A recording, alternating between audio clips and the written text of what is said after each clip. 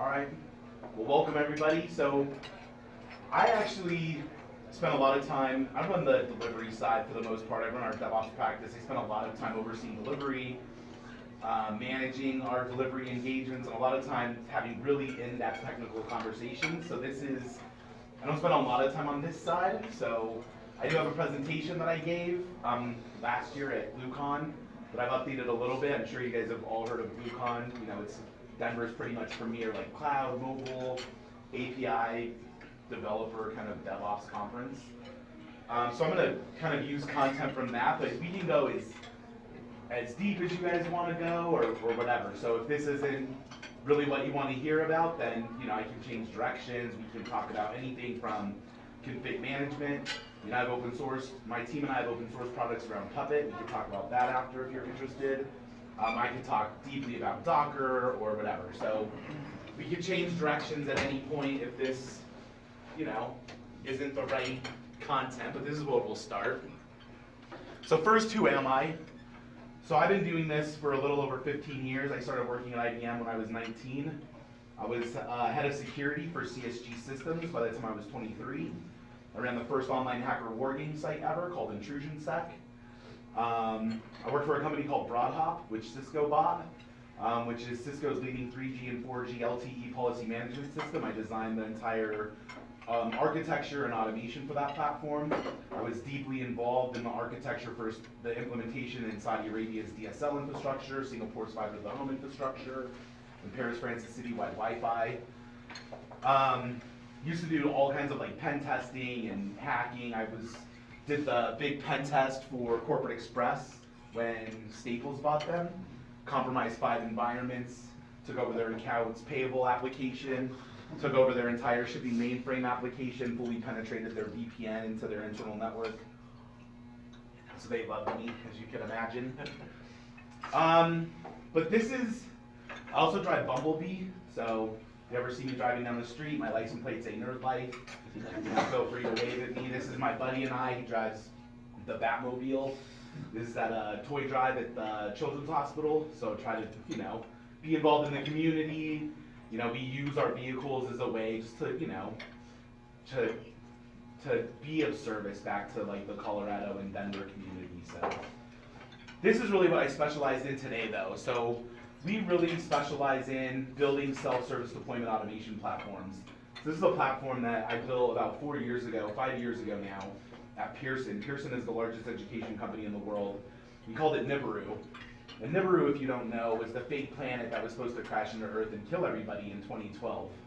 We called it Nibiru because the infrastructure team was scared to death around the fact that we were moving to cloud and we were doing DevOps.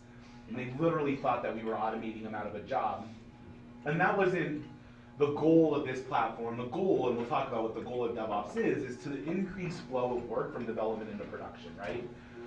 And so I had a 10-person team. We supported 800 developers. We supported 6,500 nodes in the cloud.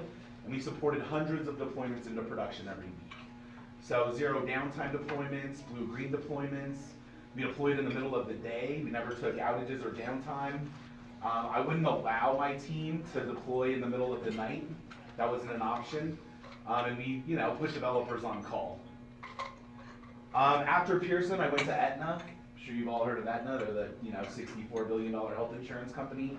I was director of infrastructure and operations for Aetna's consumer business. When I came into Aetna, I said, we're going to deploy 10 times a day into production. And Aetna traditionally deployed once a quarter. So when I said 10 times a day, people thought I was insane. They asked my boss, who was the CIO of consumer business, like, who is this crazy person? And so when I was at Aetna, was the beginning of the ACA, popularly known as Obamacare. And so Aetna was trying to get into the consumer market, and Aetna was buying all these companies. And so we built a whole containerized deployment automation platform there that we called Utopia. We just wanted to have a happy theme instead of like a planet that was going to kill everybody theme.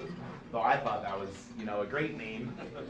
So the reason that containerization was such a win for us is because we didn't have control over the architecture over the architecture of the applications of the companies that Aetna was buying. And so I have a whole workshop around containerization. The idea around containerization is that It allows infrastructure and operations teams to build hosting platforms that support containers. So if you think about the shipping industry, and we think about pre-1960, which is before shipping containers existed as a concept, and we wanted to ship a car or a boat or a piano or whatever, we had to build all of these custom configurations all the time on our shipping vessels and our truck or whatever, right? And so it created this big logistical problem when we tried to ship things. And so somebody was smart enough in the shipping industry to create this idea of a shipping container. And so they have like standard dimensions, and it literally revolutionized the way that we ship things. As a matter of fact, 90% of all things shipped today are shipped inside of shipping containers. And there's a reason for that, because if I am, a shipping company, all I have to do is build trucks and boats that can support shipping of containers. And now I don't care anymore. If you put a boat in it, or you put a piano, or you put, I always share this when I'm with my other coworker, he's from Russian, if you put a bunch of Russians in there, like, I just don't care, what you put in there. My security team might care.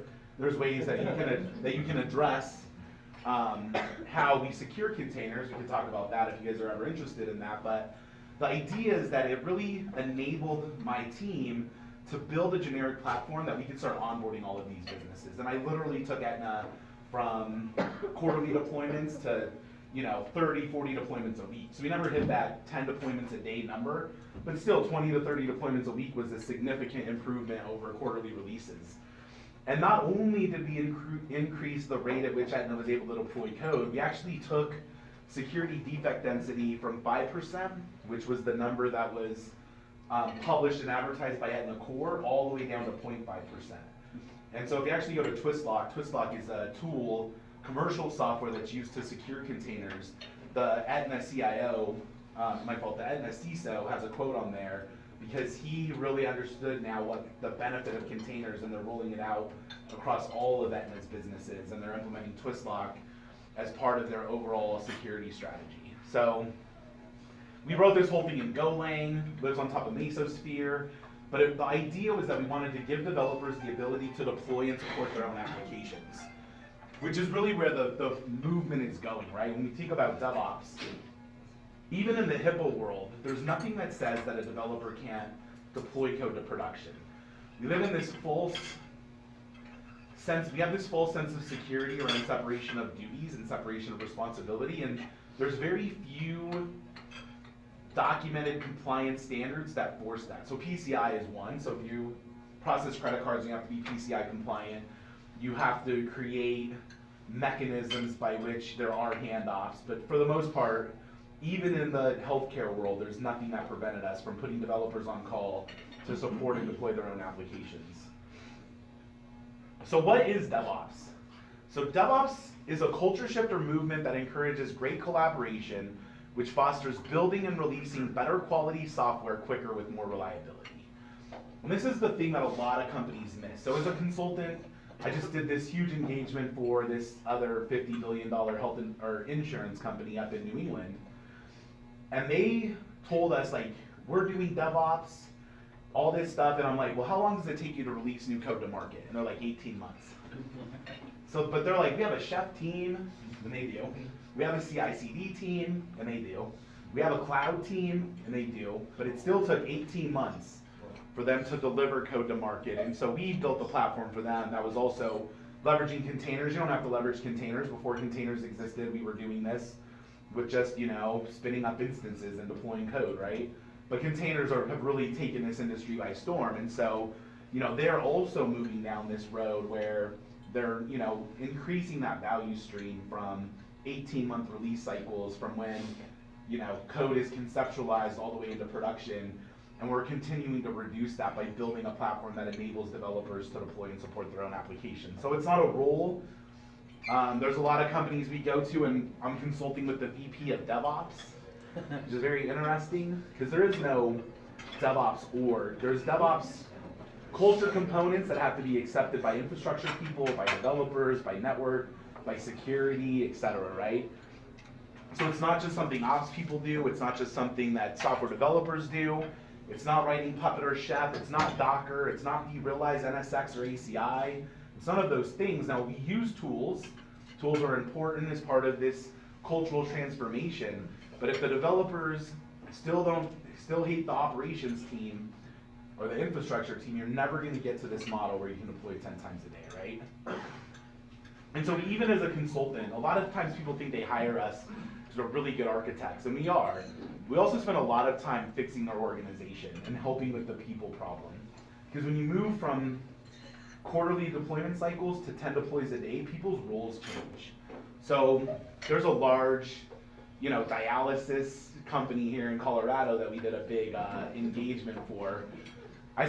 So when we built the self-service cloud there, the security team wanted a ServiceNow ticket every time a new server was deployed. And every server had to have all the ingress and egress ports documented and all the source and destination IPs documented. And so I said, well, I'm building a self-service platform that enables developers to spin up on-demand developer environments, but I can't do that if every time we have to go to security, we have to file a ServiceNow ticket for every server. And it was a 2-month conversation to convince security that their role changed. And that's a huge part of this, right? If you can write Puppet all day, you can write Chef all day, you can do Salt all day, but if you don't get people to change, organizations will never be successful at DevOps, right? If that security team wasn't willing to change what they were doing, they would have never been successful at private cloud, at self-service, at DevOps, etc. So,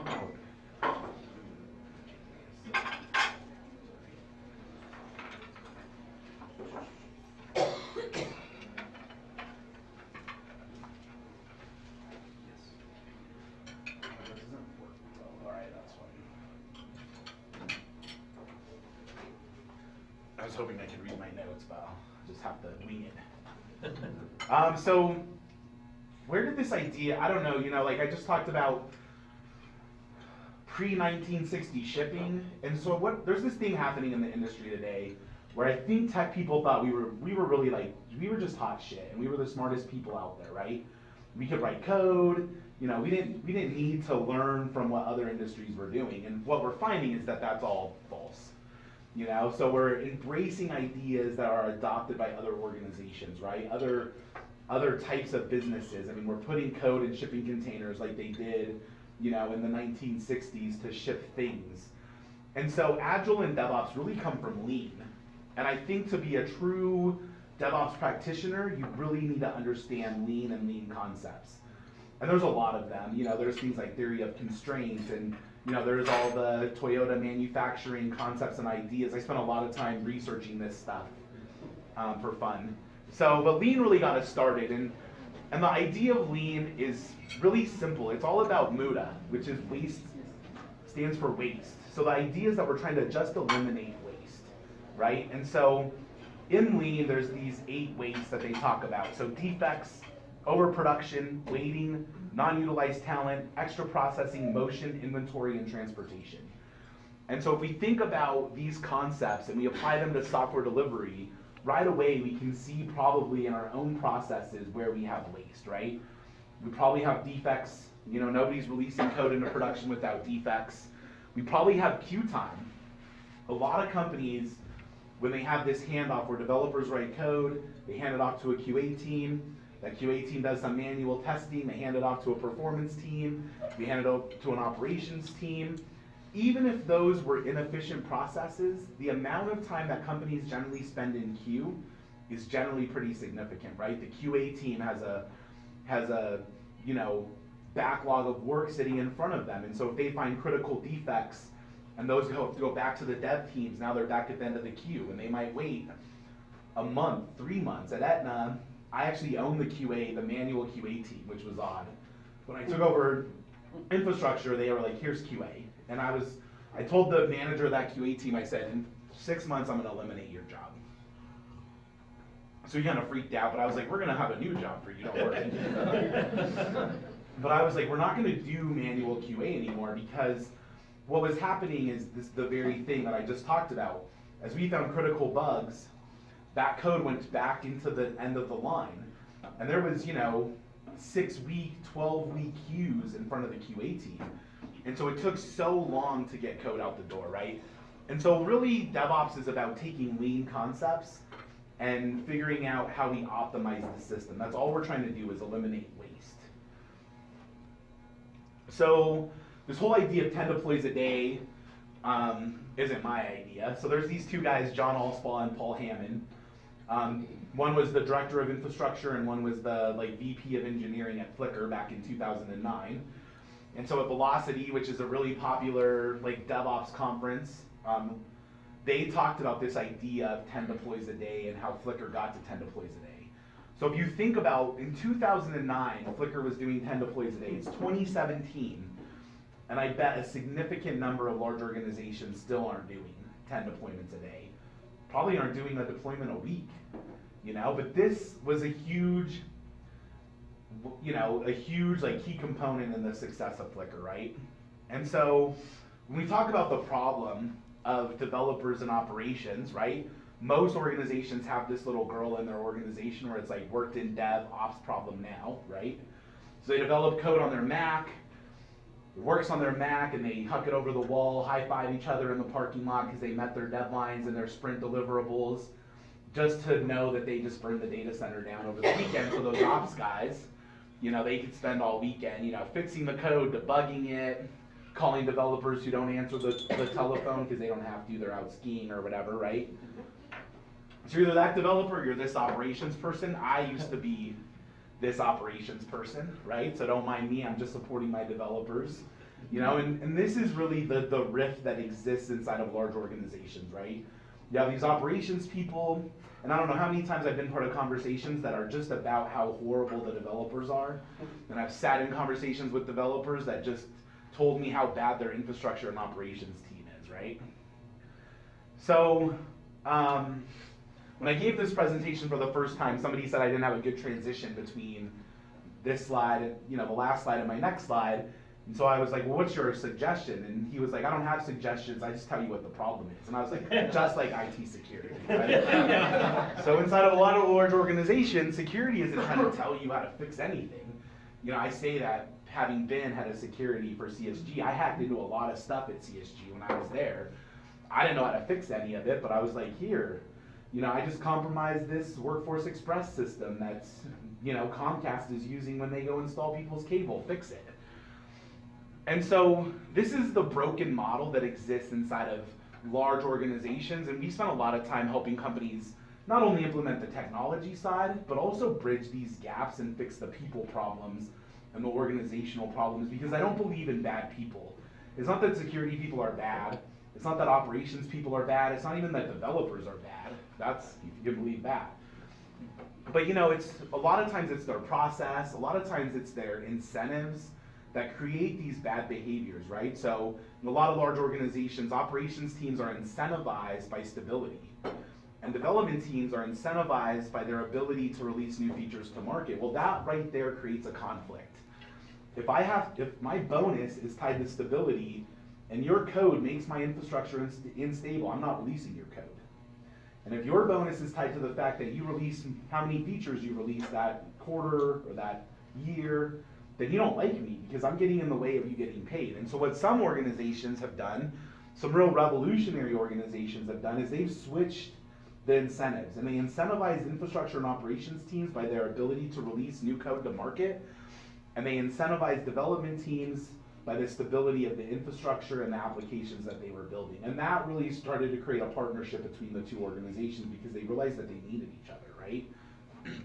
Something to keep in mind. So we try to solve this problem from an industry perspective first with config management. So I started as a Solaris admin when I was 20 years old. I was a senior Solaris admin at CSG before I became head of security. And so none of these tools existed. Puppet didn't exist, and Chef, and Ansible, and Salt, but we were building our own config management systems, right? But the thing is that even today, Puppet doesn't solve my problem, doesn't fix my organizational problems. As a matter of fact, in some cases, it creates a bigger problem. Because if I have this Chef team or I have this Puppet team, and I want to deploy Go, let's say I'm building a new application in Go, I have to go to that Puppet or Chef team and I have to say, hey, go build me a Chef recipe for Go. Or for this new database technology, let's say I'm using Mongo.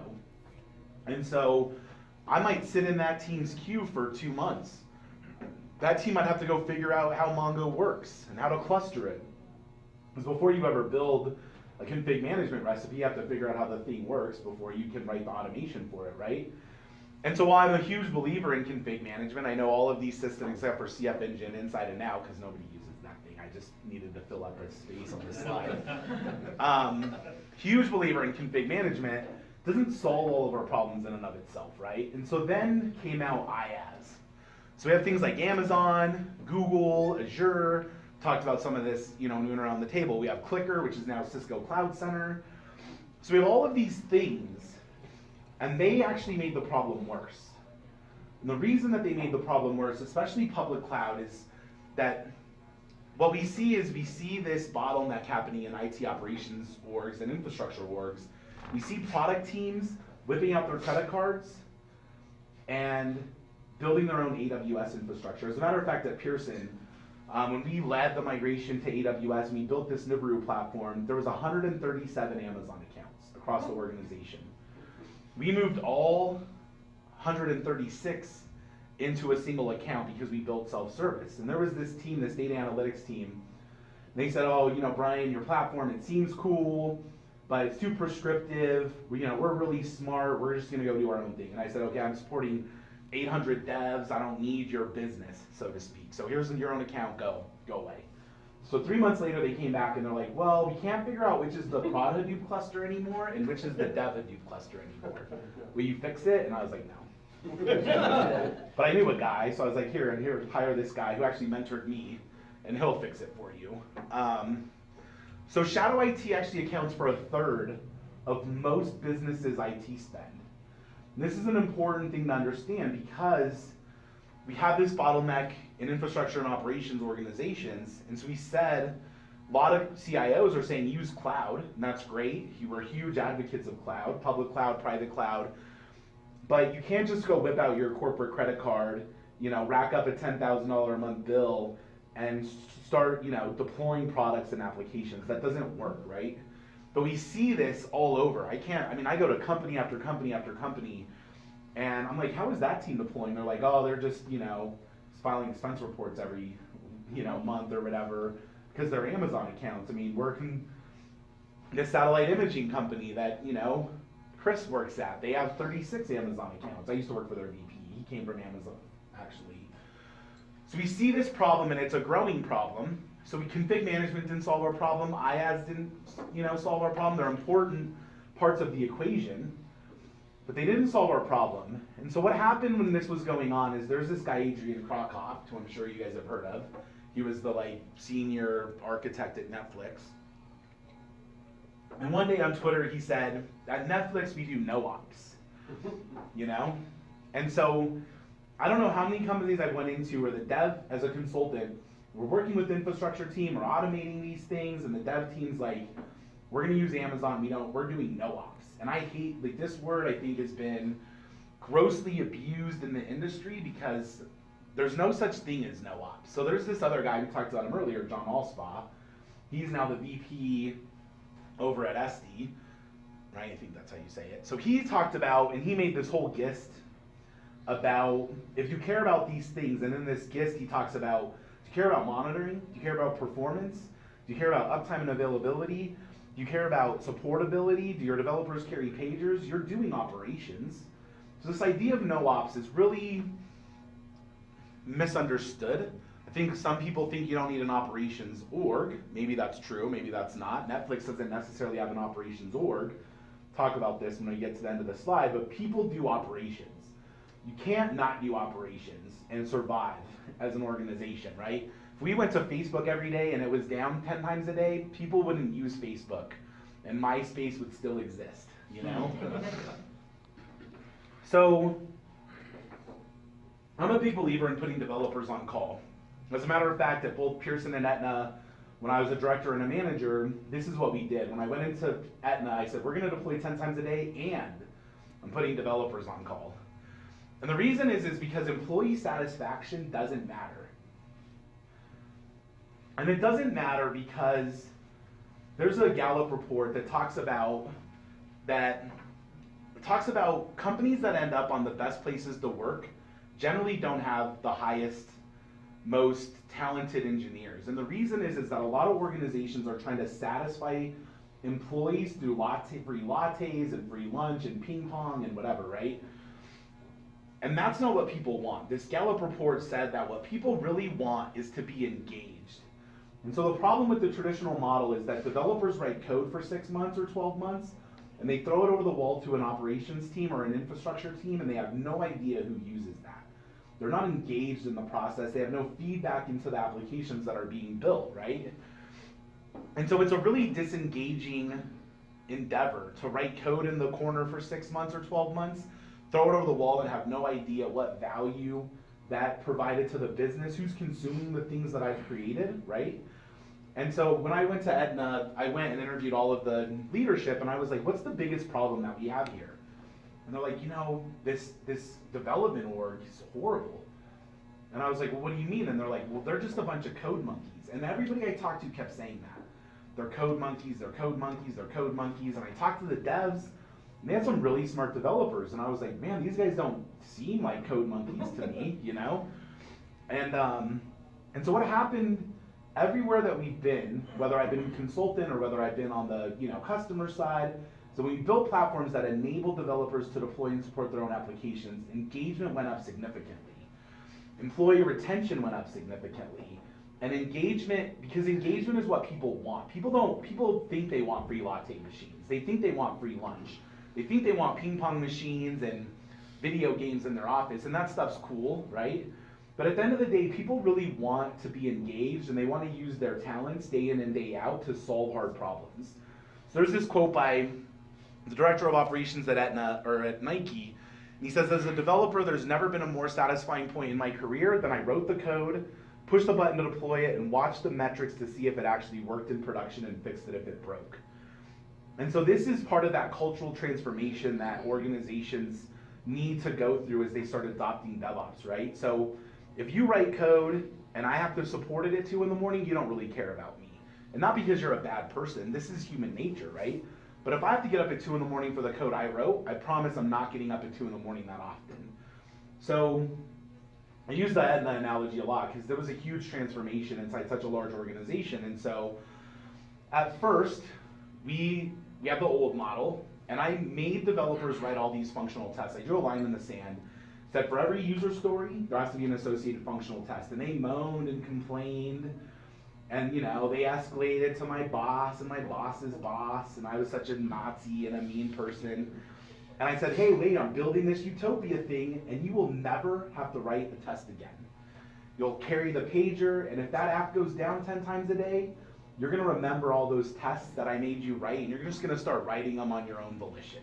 Because that's what changes human behavior, right? When I feel the pain of the work that I'm doing, human behavior starts to change. When you feel the work of my actions, when you suffer the consequences, I just don't really care that much. And that's just how humans operate, right? So as we go to what does this look like, there's this movement that companies are also moving to on the dev side, which is microservices, right? So we're moving from monolithic apps, we're moving to microservices. We're now Team A might build 3 or 4 microservices, Team B might build 3 or 4 microservices, and they consume each other through the API layer. And if we think about that model and we think about infrastructure and operations teams, that's not how they communicate with each other, right? So if I'm a dev and I want to consume infrastructure team services, I have to file a ServiceNow ticket, sit in a queue, and wait for some human to do something. But in the development world, they're all communicating with each other through APIs. And so really the future of DevOps and where companies are starting to evolve to is this. So this is just an example of what I like to call a platform that an infrastructure development team created. So I believe in the future there's going to be 2 types of development teams. Everybody's going to be a developer, but we're going to have infrastructure developers, and they're writing and exposing API contracts for how to consume things like Amazon, Bitbucket, whatever it is, right? Your storage infrastructure, your networking infrastructure. You're not just going to give developers those APIs. Don't give developers API access to Amazon.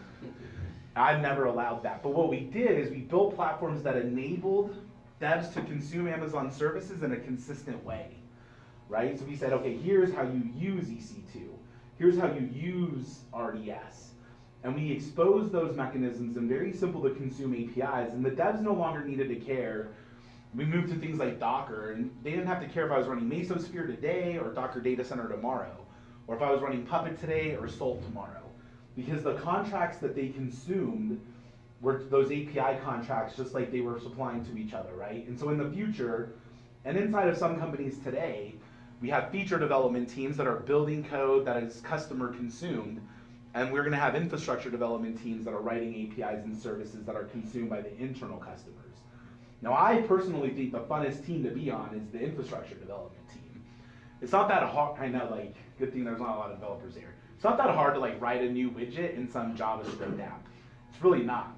But when you're tying all these subsystems together, Jenkins and Artifactory and Bitbucket and Amazon and VRA, and you're doing all this stuff and you're exposing them through very simple to consume APIs like login, app, publish, promote, scale, this becomes a really hard problem to solve. But what it does is it enables developers to focus on what they should be doing, which is writing code that makes the business money. And infrastructure teams are writing these platforms that enable this fast flow of work. So back to our Toyota example. So this is not a well-known fact, but 60% of every Toyota vehicle on the road today, 60% of that cost actually represents the cost that Toyota invested into their manufacturing plant. Only 20% actually represents the raw materials that went into that car, and 20% is undocumented. We don't know what the other 20% is. So if you think about what that translates to from software delivery, most companies spend 80% of their budgets on development orgs, and infrastructure and operations teams are seen as a black hole. But what Toyota realized was that if they could build this manufacturing plant, 60% of every car represents the investment into the manufacturing plant, that they could experiment, they could deliver features to market faster, they could adjust to market changes, and only 20% of that vehicle is actually the investment in the materials that went into it. And that's a huge thing, because Toyota is really revolutionizing the way that we manufacture cars, and we're taking these ideas and applying them to how we deliver software. So again, in the future, we're gonna have feature developers, we're gonna have infrastructure developers. We're not gonna have a QA org. QA is gonna be we're gonna have an operations culture where people think operationally about the code that they write, whether they're feature developers or infrastructure developers. We're gonna have a quality culture where we think about quality because we own it, we're responsible for it, we're accountable for it, our pagers go off at 2 in the morning for it. We're gonna have a security culture. We might still have a security and compliance org. We need lawyers to tell us what open source licenses we can use inside of our software. But it's not gonna be this heavy-handed security organization. People, again, are gonna be empowered, but they're also gonna be accountable and responsible. It's gonna lead us to this in all facets of the organization. And that's really all I got. So hopefully that was helpful. Yeah? Yeah, that was great. So do you guys have any questions for Brian? I think it's really fascinating, this idea of like an infrastructure and operations developer, and I think that we're really seeing that. So definitely feel free to hit him up with any questions that you guys may have about like how do you get there, right? Or whatever you do. Well, we keep evolving sort of systems engineering group, right? Trying to get, to the DevOps culture. Yep. So we keep trying different things. One of the sort of approaches that is a model for that is that quality, slice that you had in your slide. Because that's one of the first things we started doing with our development teams, right? It's just like, QA is not separate. QA is on the team, and it's not just an individual. The whole team is responsible for that. Yep. Right? And now we only hire like QA automation engineers. Yep. And so that, as we move to DevOps, it's like, okay, the systems engineer, they're on the team. right? And it's like, doesn't mean that that person has to do all this stuff, or the whole team's responsible for all that. It's the build it, run it mentality, and everybody's familiar with that problem. Someone uses, you build it, you run it. Yep. Which ties in exactly with what you're saying, right? Because just if something goes down in the middle of the night, that team, whoever's on call on that team is gonna, they're the ones that get woken up in the middle of the night, so they're incented to make sure that their applications that they're writing are quality, right? But just getting the system engineer on the team hasn't been as smooth of a transition as the QA, right? I think it's more that longer term, deeply seated separation, right? There's always been not as much of a separation between QA and development as there is between ops and development. So that's like one of our struggles right now. And then the developers, there's all these new things. They're like, what? I gotta learn Terraform, I gotta learn Puppet, I gotta learn all this other stuff. So that's a struggle for us right now. So what you just talked about in the end, isn't something we're really doing where we have some sort of a group that's that's providing APIs or whatever for other teams to use. So I think when I see how companies evolve into this model, that's the first thing they do when they do DevOps, and you kind of said this is, so we go from these siloed orgs, we have dev team, QA team, ops team, and they say, okay, we're gonna build this Scrum team with a QA engineer and an ops engineer, and that kind of works. Starts to tear down some of the silos, but they still abuse that ops guy, kinda. And they're like, oh, you're gonna support the thing, and you're gonna write all the chef recipes, because I wanna write Java. And that QA person still, gets told to write the functional test at the end of every story, right? So that's an evolution that we see people go to, just fine. And I think that that's better than these huge walls and silos. But if we look at what highly successful organizations are doing, is I don't necessarily want to teach my devs how to write Terraform or, God forbid, CloudFormation or Puppet or Chef. What I want, they don't have to learn Docker. Docker is becoming such a standard that I think people need to learn that. But then if I just, again, provide these really simple to use APIs, if you think about how Netflix works, that's what the team that created Asgard did. So here's this platform, consume it, focus on writing code. Even they have this API, it's called the Netflix API layer. And when a team writes a new API for like the PS3 or PS4 Netflix app, they can just plug it right into this like Netflix API. So they are responsible for this piece, and they get to focus on their piece, but they're empowered because of the tools that are supporting them to deploy and support their own applications and integrate them with the other systems. So I think that that's the natural evolution companies go to, is they start co-locating people into teams, and I think that's good. But I think what we'll see is this next evolution is that you want developers focusing on writing Node and Java. You want them supporting their apps because they're the best ones that are going to understand, why they're getting this, crash, or why this, garbage collection is spiking, or whatever the issue is inside of their application. But they don't necessarily need to learn this whole DevOps landscape. There's this DevOps periodic table. I don't know if anybody's ever seen it, but it's gigantic, right? So you got Vagrant and Docker and Cucumber, and this list just grows every day, right?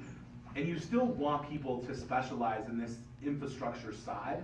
These developers need to think more operationally. That's what happens when they start supporting their own apps. Infrastructure teams need to start thinking more like developers. Like, are we testing our Puppet code? Are we using RSpec? Are we using server spec? Are we using these things to validate the code that we're writing? It's not a separation, I hate to use that word, but people still have domain knowledge, if that makes sense, At least I see. The other thing that was kind of striking to me, and I've seen just kind of more and more, just based on, a couple of jobs and like my kind of new exposure to this type of environment is that it's not really, so technical mastery is really starting to become a requirement for whatever industry you're in. And to use like massively oversighted examples like Uber and Airbnb, they're really not just, you know, deploying data centers and infrastructure and thousands of email accounts, right? They've really harnessed technology and become masters of it to power their companies, right? So, and what we're also seeing is like industry and scale aren't really excuses not to harness it. To use again the Uber example, I mean, who would ever think that like taxi, like something that competed with taxi drivers would require harnessing technology, right? Or something that, you know, competed with resort properties and hotels and everything. So that's really been striking to me, is that this isn't just like a SaaS startup type of thing. God, most of the examples that Brian cited were like, you know, huge, massive healthcare company, huge, massive insurance company, right? So regardless of industry or business model, I think that like boards and executives are really going to start to require more from IT, and it's like, okay, not table stakes anymore, it's not uptime anymore, it's how do you help us harness technology to really accelerate and maybe even eat our legacy business model and help us get like super aggressive and win share. Yeah, I mean, it's a lot like he was talking about with engagement, I think, really, that they play hand in hand. Like, you can't just be a developer that doesn't know anything about the industry your company is in. Right. You really, like, Yeah. that is such a limitation these days. And if you do the model that you're talking about, right, where you go and you deploy to production, you have to watch it in production, you have to really understand how it interacts with other systems and the people that use it. You have to know what your company is actually selling and doing in order to be effective at that job, right? But it also gives you more satisfaction because you understand you're not just some little cog in the machine that you have no idea what it does, but you really become part of an understanding of the entire company, right? And now you care about things like vision and strategy instead of just like, am I gonna meet the dollar number they gave me this month, or the number of hours I'm working, or, you know, some fairly material in the big scheme of things kind of thing, right? You're really concerned more about the big picture, which helps the whole company be better, helps you feel better. I mean, it's kind of a win-win for everybody, right? Yeah, there's an interview with the CTO of Amazon, and they ask him, why did you put developers on call? And that's what he said. He's like, it shortens the feedback loop between the developers and the consumer. So if I'm watching how you consume my service, you're not using it. If I put out a bug fix, and the number of users drops, maybe that bug fix didn't fix the thing I thought I was fixing, you know? But that engagement thing is huge, right? We saw devs go and buy monitors and put them up in their little pods and have rotating metrics. And you're like, wow, this is really cool. Like, people are so engaged now, you know? The other thing that may kind of resonate with this group, Brian, is you talked a lot about teams that are helping, from a DevOps perspective, make cloud and orchestration consumable via contracted APIs, right? But for this group, it may be a little bit closer to their areas. I know you've got some experience with making consumable things like data, right? And we're actually missing a couple of our like DBA guys, right? But that is an essential piece of this is how do you create a contract for devs to use data? Whereas today, they may go to your DBAs and say, hey, I need to open a ticket because I'm building this new application or piece of functionality. I need the schema, I need it loaded with 30 days of data that's been scrubbed, et cetera. Or, you know, even a little bit closer to a lot of folks here is how do you create network as a consumable contract via APIs, things like kind of net blocks or ingress and egress ports. So can you touch on like data and network? Yep, so as people move to microservices, there's this idea of domain-driven development, which means that every microservice has its own data store. So in the old world, you have these big monolithic databases, there are all these apps that consume it, and so you have this database gate, because anytime you want to change a schema, these DBAs have to understand how that schema change is going to impact all the other apps that consume that data. But in the microservices world, that's not a problem anymore, because if I own service A, I also own the database for service A. But now, when I create the ability, so one of the things that we did for this large insurance company, or that we're doing because we're still working there, for this large insurance company in New England, was as part of their self-service model, they can ask the platform for what type of database they want. So if they want Mongo or Cassandra or MySQL, and part of the orchestration enables that data functionality. So they get a database, they're using things like ORMs. ORMs are like libraries that are used part of your code that manage things like schema and schema migrations. Excuse me. And then we're using data virtualization technology as we spin these up, so they can say, okay, refresh my development environment with scrub data from production. And so there's tools that we can leverage as part of that. So you still need, again, people's roles are just changing. You still need these really smart DBAs who understand, how do we automate the creation of this database over and over and over? How do we create automation around scaling it and put that into the hands of the devs? So it's very simple, right? We want devs focused on building feature code for the business and have very simple interfaces to consume, to scale their database, to restore it, to get, using data virtualization techniques to get scrub data from production, et cetera, Some of these data virtualization products can take petabyte databases, scrub them, and snapshot them into pre-prod within seconds, which is huge from an industry perspective. And then you asked another question. The network side. So the network side, I think, is the same thing. So I think the network team is never going to build APIs that the devs consume. We think about, how do I register an app, how do I promote it? Those are calling services, though, on the back end. So if you think about most microservices architecture, I oversimplified it, and I'm like, here's these 3 services. Those are the ones that the devs consume, but those are calling other services on the back end. So app registration might have a whole bunch of code that calls into ACI or NSX or whatever, or you're building zone-based network architectures where you don't have to change firewall ports and routes or whatever all the time. I mean, there's different models to do that. But I think network teams are moving more and more to software-driven networking. And so now what's going to happen as part of the overall flow is that those things are just going to get called as part of like the app promotion API or whatnot. But something that keeps coming up is, and Brian talks about kind of unit of value. Let me know if I get this, I'm sure you will. Let me know if I get it wrong. But it's really about letting devs do what you're paying them to do, right? And you're actually paying them to deliver units of value in code, be it in bug fixes or new functionality, not to figure out the security policy around their application, because they're going to do a shitty job of it, right? Not to figure out like the net blocks and the routing and all that stuff around their VPCs or any of that public or private infrastructure.